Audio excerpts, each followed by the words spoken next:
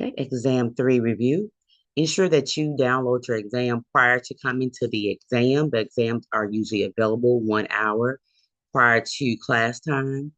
Therefore, if there's any problems with download, you can get that worked out before exam time. So make sure you download the exam. They're usually available 1 hour prior to start time. Ensure that you have your IDs. Make sure you have your chargers and your two devices. All right, let me share my screen here. So remember, the bulk of the content is about how we pay for the services that people are receiving, the patient. So these are our main topics: healthcare quality. We're looking at continued competence, that quality improvement cycle. We plan, do, study, and act, the PDSA cycle. Professional development is ongoing. We're all the time looking at things that we can improve upon and also acquiring that new knowledge. So it's a continuous thing. We're life learners. It's continuous, that professional development. And then healthcare economics, Medicaid, these are the ways that we're paying for the services that the patient is being rendered. Healthcare policies, these policies govern the services. They're regulatory agencies. They're the ones that comes in the different facilities. We'll look at, when we talk about JCAHO, they go into the acute care facilities and just ensure that the processes and policies are being followed. And then the common databases and research literature. Of course, you always have your math problems. All right, so let's go ahead and look at our content.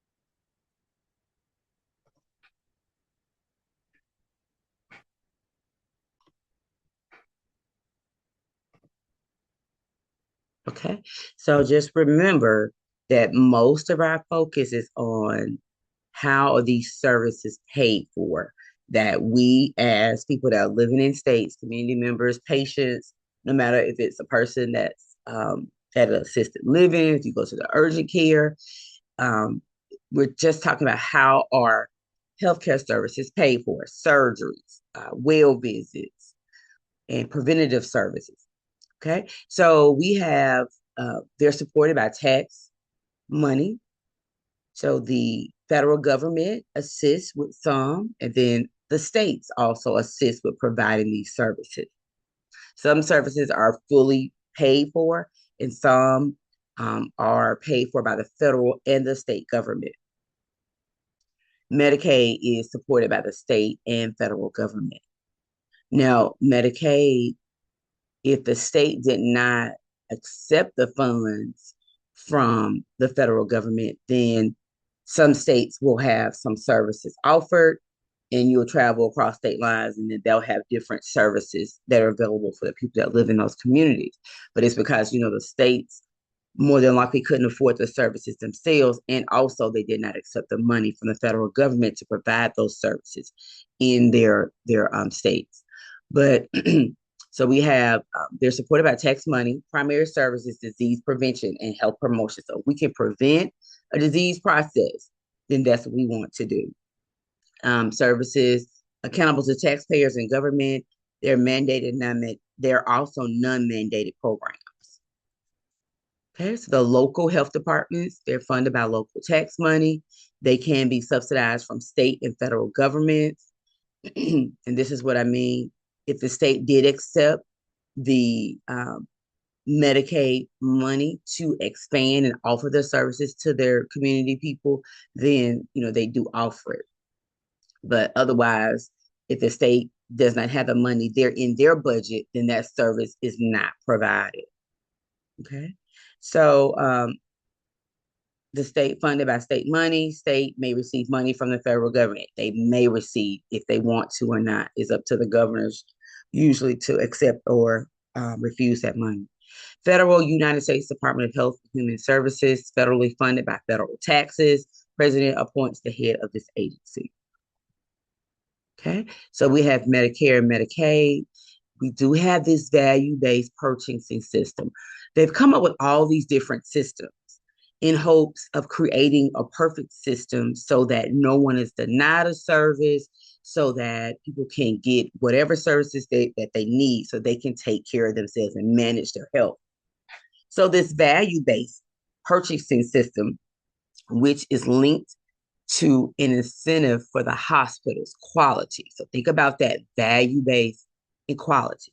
So what comes to mind is with this system, let me give you a scenario. So a patient goes in for, let's say they go in for, just try not to be too unreal. I don't know, repair of the right great toe. So while they're there, they're going in for this surgery. While they're there, they actually fall. And so with this value-based system, the governing regulatory agencies will say, hey, well, this patient came in for this procedure. Now we're getting charges for something that's unrelated, which is this fall. Should we pay for these services that are related to this fall because it's unrelated to why this person came in? So does this facility have enough staff? What is there? They start, because it's value based, they start questioning the facility's policies and procedures. Are the staff trained? Because they're saying, hey, this patient came in for this. Now you're submitting us charges for something that's unrelated. So they will look at the documentation because, a person can go to the hospital for, a routine surgery and then something else end up happening while they're there. But they look at this value-based purchasing system and say, hey, is this something that we foreseen that might would have happened? And if it is, then they go ahead and, resubmit. They will reimburse the hospitals for the charges that they're submitting. But then if it's not, so say, for example, a patient goes in for surgery and more than likely, depends on the surgeon. Most of the time, they have to put a Foley catheter in, because the patient's under anesthesia and things like that. So if they're found out that this patient that they start submitting charges for care that this person has a urinary tract infection, then that's unrelated to why it's not expected or foreseeable that this person would end up with a urinary tract infection just because they needed a Foley catheter for them to have surgery. So with this value-based system, they're saying, hey, was it something wrong with the technique? Did we break sterile technique and did not acknowledge that and stop and start over? And so what happens with that piece is the value-based purchase system, they will say, hey, we may or may not pay for these charges that are rendered because it's not foreseeable. It's not expected just because a person needs a Foley catheter that they end up with a urinary tract infection. So we have OSHA. They look at preventing workplace injuries. CDC research. They look at research, data collection, and controlling and preventing diseases. And the United States Food and Drug Administration. They're looking at, of course, foods and drugs and also medical devices. So they say, hey, these things are good for us to use or not. And so they're the ones that oversee that part. Okay. So regulatory agencies, they're there to protect the public. Just like at the example I gave about the urinary tract infection or the person falling. So they come in and look at the processes, the policies and procedures, the documentations of these facilities because they're there to protect the people. Organizational services must meet the minimum standards. The focus is on quality improvement. Accreditation is not always mandatory, But, in order to participate and stay in business and render these services, they have to allow these regulatory agencies come in. At the hospital, the Joint Commission is who usually comes in. They use quality and safety measures to certify the healthcare organizations. They say, hey, we came in with these standards. This was the test. These are the questions that we looked at. How many falls? What was the circumstances of these falls? Okay. Well, these falls could not have been permitted, or these falls should have been permitted. They come in and they look at that, and they say, hey, this facility is following the processes like they should, or they say they ding them and say, no, they're not. We need to refine policies and procedures. So they're there, these regulatory agencies, they're there to protect the public. Private healthcare agency services must be paid for. They're accountable to the owners. Programs determined and defined by the goals of the organization, but they're still in the business of providing these services to preventing illnesses, curing illnesses, and helping people to manage the disease process if they have one. Home health is directed by the registered nurse. We as LPNs still can provide services under the supervision of the registered nurse. And these are usually for clients that are homebound, but the client must have a skill. They must have a skill in the event that they just need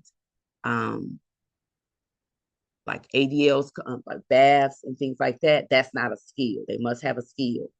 They must have, like, we were doing dressing changes, measuring blood pressures and things like that. Skilled nursing. Now, they can provide home health also home health is provided in the patient's home. I don't think I said that part. But yes, I said client must be home bound. Okay. Okay. So skilled nursing, medically necessary care to improve health or maintain or slow decompensation. So they must have a skill. It must be something besides needing the bath and being turned and repositioned, besides custodial care. They must have that skill. So usually you see skill care performed after major surgeries. Clients are needing dressing changes. They might need assistance with learning how to walk again, using extremity, build up that strength, administering IV medications. The person has a severe infection or either some other severe issue, chronic disease process that's going on, and they need to assistance with getting back to their optimal level. And then you see a lot of times post-stroke care, but this person must have a skill, and the whole point of it is medically necessary care to improve the health or maintain or slow decompensation. Okay. So here we're looking at hospice and palliative care. Hospice, the goal is to maintain that comfort as death approaches. And then palliative care can be provided at any stage. And then hospice care, like I said, is, no one knows when a person's going to die, but there are some body signs and symptoms that indicate that death is pretty much imminent. And that's when hospice care is usually subscribed to. The goal is comfort and dignity, have that client as comfortable as possible and still provide that dignity. Clients are deemed terminal. They have a terminal diagnosis. But I've seen it where clients were deemed as terminal, and then they had to unsubscribe to the hospice services because they got better. So, but like I said, it's just documentation based on the signs and symptoms that they're getting that death is pretty much imminent. And so they were subscribed to that. So palliative care, maintain comfort at any stage, may start at any stage in the process. Like I said, hospice is usually when that client is termed as terminal. Okay, and this palliative care is at any stage. The client does not need to be terminal. Okay, life-saving measures can be chosen with palliative care. Okay, all righty. So patient care services, we can work in a variety of settings. All of them are not even listed here. The clients can get care at a wellness center. A lot of times that's where they will do the blood pressure monitoring, the glucose monitoring. They'll receive the nutrition classes, the health education, even in adult daycare centers, the residential care homes. All of these settings, patients can receive services. All right, so let's look at Medicare. Medicare traditionally is for those that are 65 and older and their spouses. It is a federally funded, sponsored entitlement program. Remember, excuse me, this is how we are paying for healthcare services, remember. Must be a citizen or a permanent resident of the United States, but this is for 65 and older. Coverage is also given to certain younger persons with disabilities and persons with end-stage renal disease. So traditionally, Medicare is for those that are 65 and older. But if a person is disabled and they have end-stage renal disease, then no matter what that age is, they qualify for Medicare. So there are times when people will have Medicare and Medicaid, both.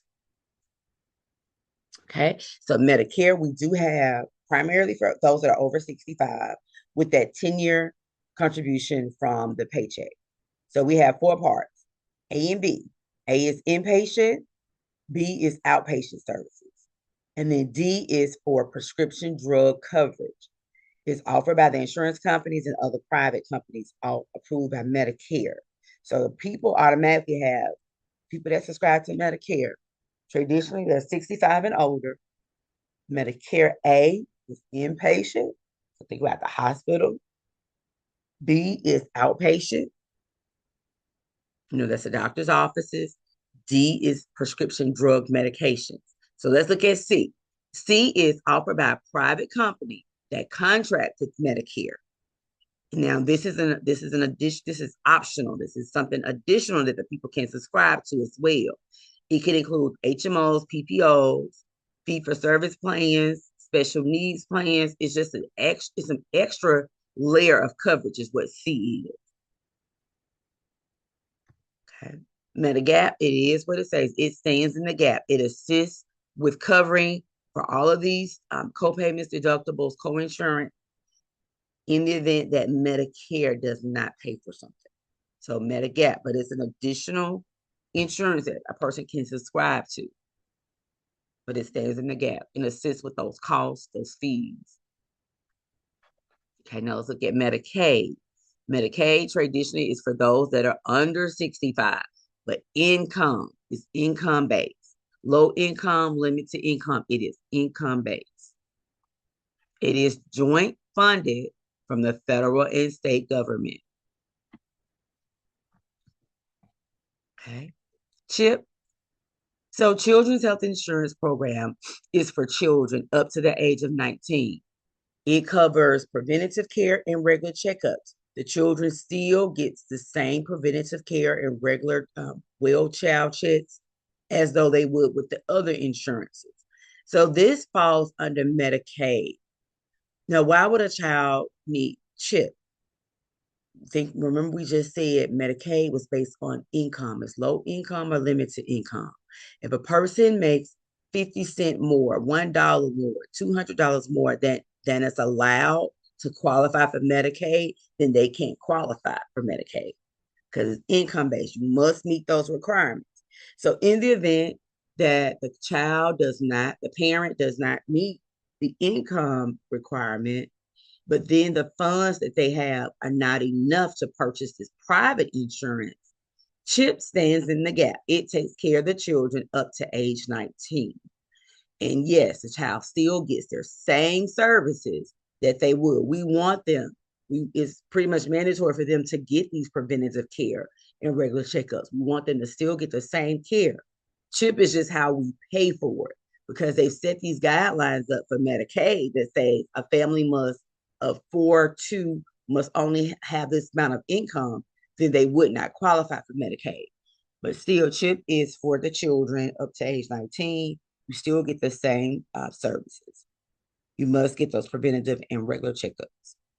So the uninsured, usually, I don't know if you looked at or even asked how much if you go to the doctor's office, how much this visit would be if I did not have insurance. It is really costly.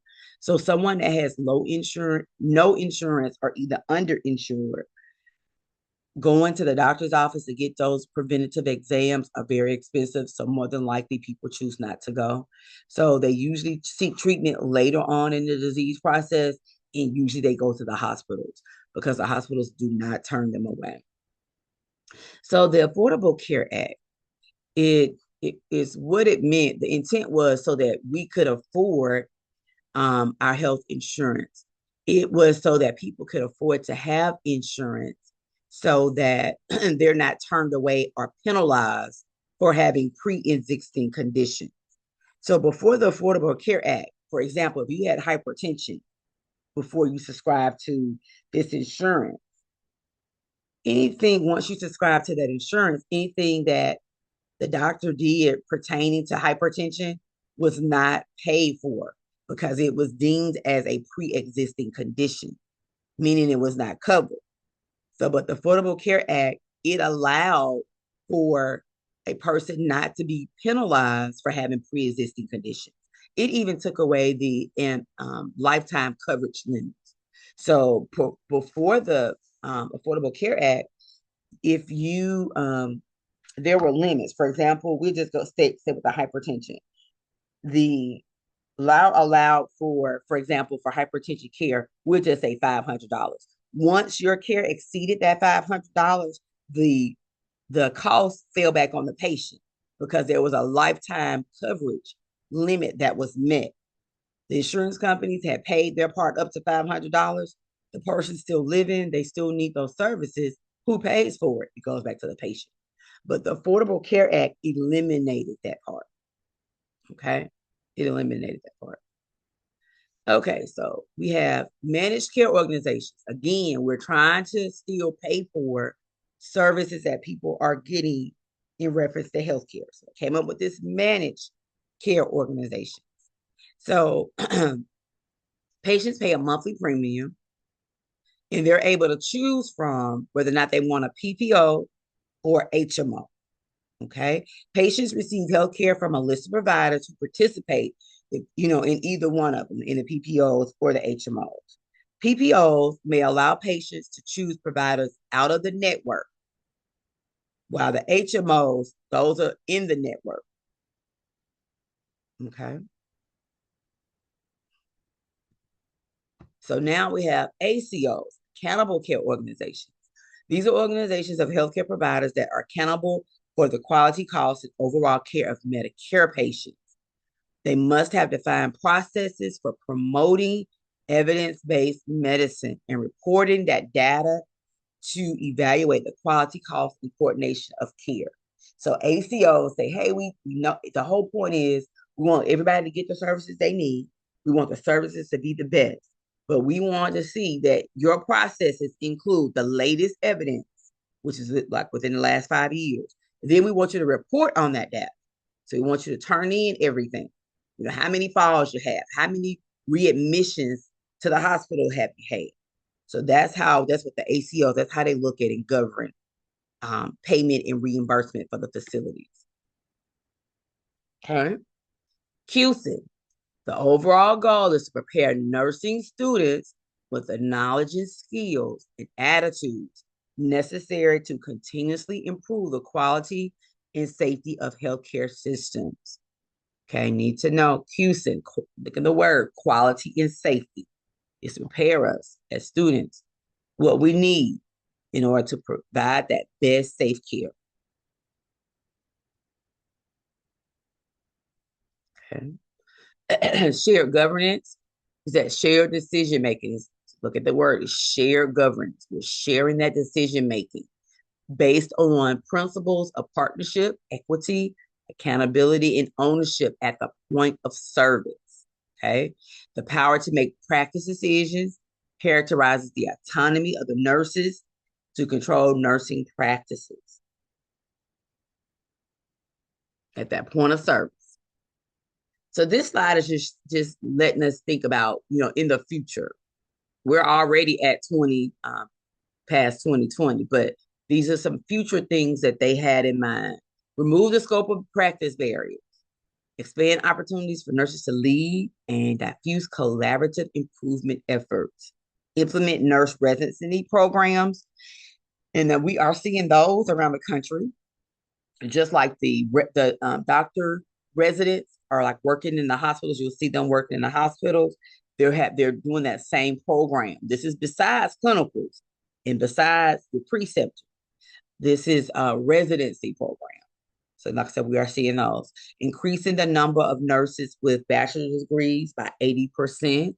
So they have different types of programs out there, you know, because people have families, people are busy, they're having to work. So they have all these different programs so that you can move forward with your nursing career.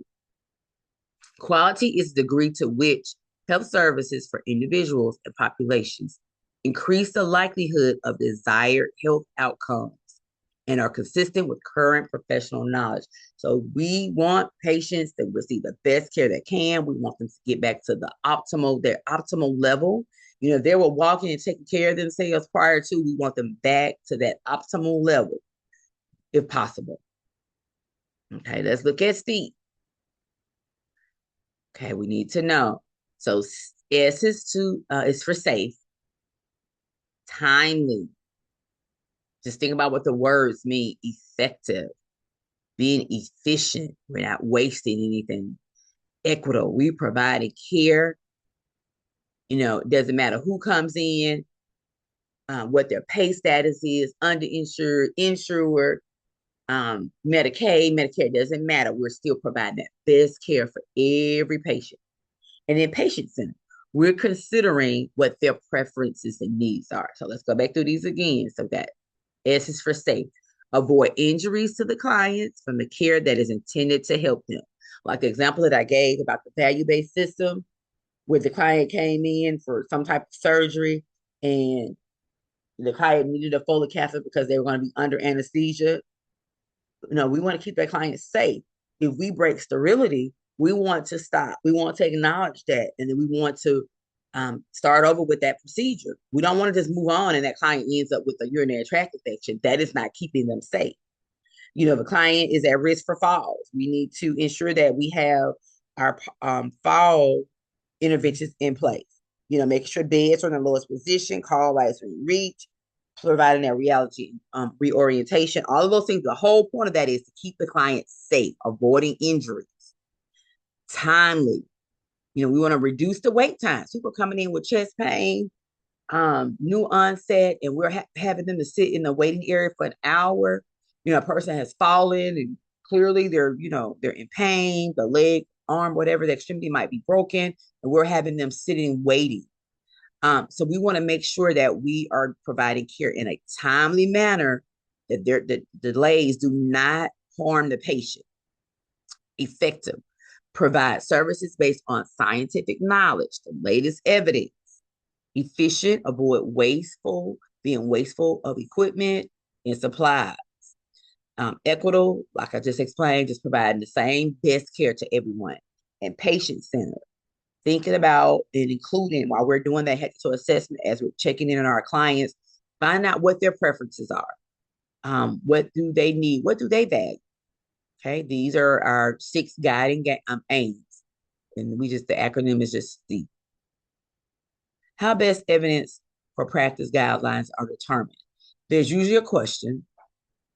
Use professional resources to get the latest information about that question.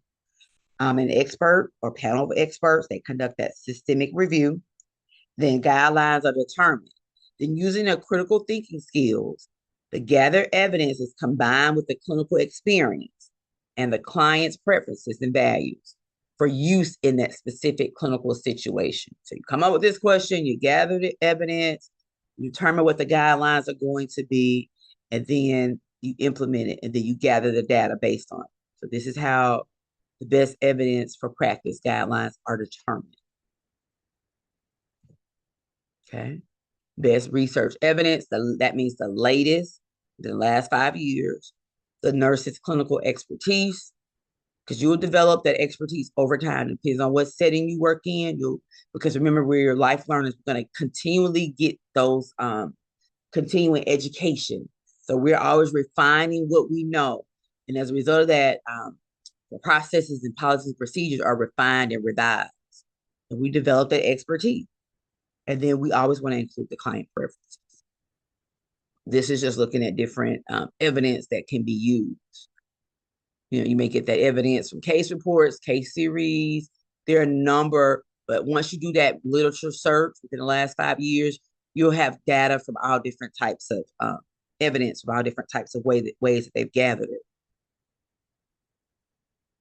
Quantitative, we are measuring something, whether or not it's a height, a blood pressure, whether or not it is an EKG reading, an echocardiogram reading. We're measuring something that's quantitative. There's some quality or measurement to it. Okay. And then qualitative, we're gathering information through a lived experience. So it can be, it's essentially an interview. Now that interview can be completing a survey in writing or electronic, or it can be sitting face to face. But we're gathering information, but it's through that person's lived experience. There's a conversation, whether that conversation's on paper or either verbally. Whereas quantity is some type of measurement. Qualitative is gathering information through an interview, whether that is on paper, electronic, or face to face. So finding solutions to questions, you develop that question like we just talked about. They come up with this question. They do the literature search. What does the evidence say? And then we implement whatever the intervention that we decide to implement. And then we look at what we implemented and we determine if this do any good. We evaluate the outcome. This is similar to the care plan. We get the head and toe, get all of our assessment data, interventions and goals are decided, interventions are implemented, then we come back and reevaluate it. So this is pretty much the same, that nursing process. And this is just looking at it in a more finer way. So we define who or what the question is about, the patient or population, people with hypertension that are between the ages of 20 and 30. You define that population. Who is this intervention going to be for? And what is the intervention? What are we going to implement? And then we always have that alternative. You have a group, they may call it a control group, that we do not implement the intervention with. And then we determine how long we're going to actually implement it. All right, so plan, do, study, and act. Let's read through this. When we're planning, we defining the aim or the question and the prediction. Plan your data collection to answer the question. That's plan. Do, try out the change. We're actually implementing or doing. Try out the change, idea, and collect the data. Need to know these parts. Study, we're analyzing the data and compare to the predictions. And then act, we plan the next cycle. Can you implement the change? And if not, we just start back all over again. But we need to know each of these parts. Okay, health policy relates to concerns or issues and are meant to address public policy goals. Overall, we want the best care to be provided. We don't want people turned away. We don't want people to not get services that they need. So health policies are designed to authorize government institutions such as legislators or courts, or by government authorized entities, for example, state boards, to make decisions and that will guide the healthcare that we're actually providing. All right, so let's look at a few of these health policies. The Patient Self-Determination Act. It requires healthcare facilities such as hospitals and nursing homes to provide patients information related to their preferences for the end of life care. So I don't know if you've been into for a doctor's appointment or went to the hospital and they ask you, do you have a living will? Do you want information on that? This act, because otherwise people might not really realize that was there. So this act regulated so that hospitals and nursing homes actually provide patients with that information if they want it. The Emergency Medical Treatment and Labor Act. This is why, people know that they can't be turned away. So they go to the hospital. You can be turned away to the doctor's office. They don't have the pay source. But if you go to a hospital, of course, they're going to ask you about your insurance, but they're not going to turn you away. And it's because of this act right here. OBRA, the Omnibus Budget Reconciliation Act. So several comprehensive federal budget laws passed over different years that made significant changes to Medicare, Medicaid, and other healthcare programs. So what the OBRA does, provisions have addressed nursing home standards, physicians payment reform, prescription drug pricing, and other aspects of healthcare financing and delivery. So what OBRA came and looked at, like the price of these medications, because medications are expensive, and was trying to see whether any programs, first of all, should the companies even be charging this amount? And if so, how are people going to pay for them? Would there be programs offered? Would there be some type of discounts or resources that are out there that will assist the client, in making sure that they get these medications that they need? So program reform implemented major changes to government healthcare agencies, cost containment, introduced measures to control healthcare spending, and access expansion, extended coverage for additional populations and services. Just think about the CHIP. It's still part of Medicaid, but if the family didn't qualify for Medicaid, then CHIP is still there so that those children can still get the same services, those preventative child exams, those well child exams. And we want them to. It's pretty much mandatory they get those things done. But they're not limited. The care did not stop. So access was still being provided. So Anderson's policy making model, this is just another way of looking at making that policy. Agenda setting. A policy is formulated. That policy has to be adopted. Then that policy has to be implemented, has to be done, carried out. And then you look at the policy and see, hey, this work? Again, this is similar to the care plan. We implement our interventions, and then we come back and evaluate to see was the goal met, unmet, do we need more? So right here, this quality assessment model, let's look at the structure, process, and outcome. So structure, School of Nursing established a nurse-managed collaborative care clinic for non-insured patients with diabetes. 3 faculty members practice 2 days a week in this clinic. So we're still trying to ensure that the best care gets to our clients. That's all this model is showing us. We're just doing it in a different way, a non-traditional way. So usually these patients will go to the doctor's office, but here it is, we have the School of Nursing. They've established this collaborative, and where families, faculty members, which still are patients, still get the care that they need.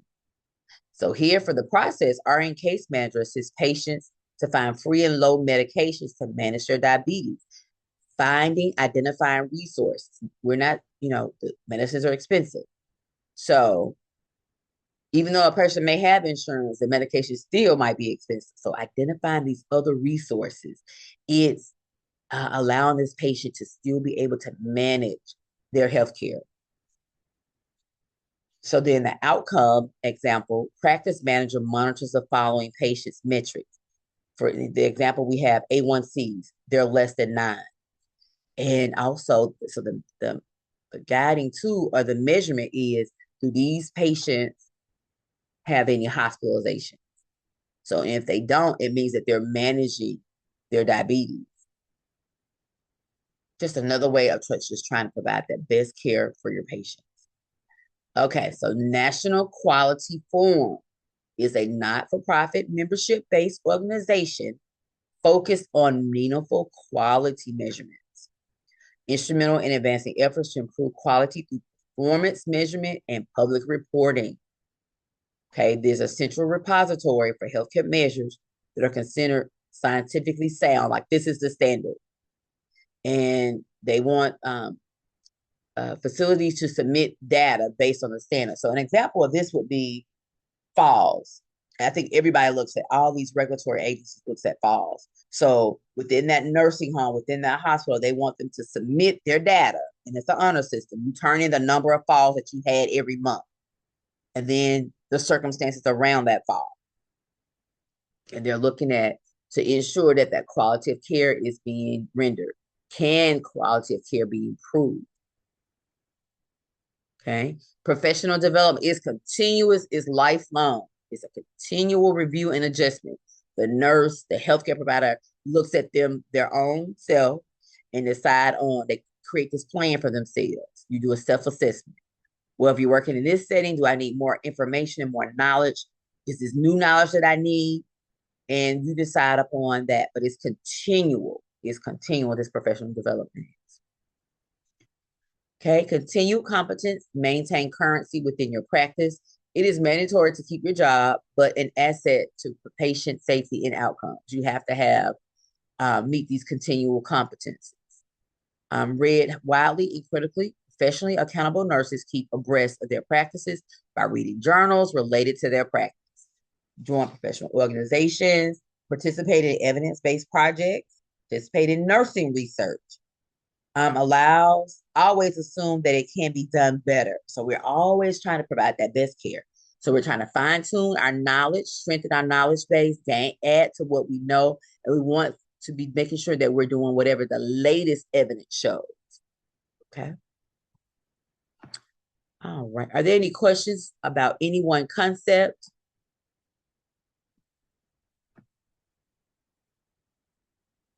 Okay, hearing none. There are 4 more exam reviews. The links will be provided if once they're available. So make sure that you are at a minimum going back through your classroom recordings, looking back at the exam reviews, submit any questions to your professors if there are questions, set up tutoring if needed.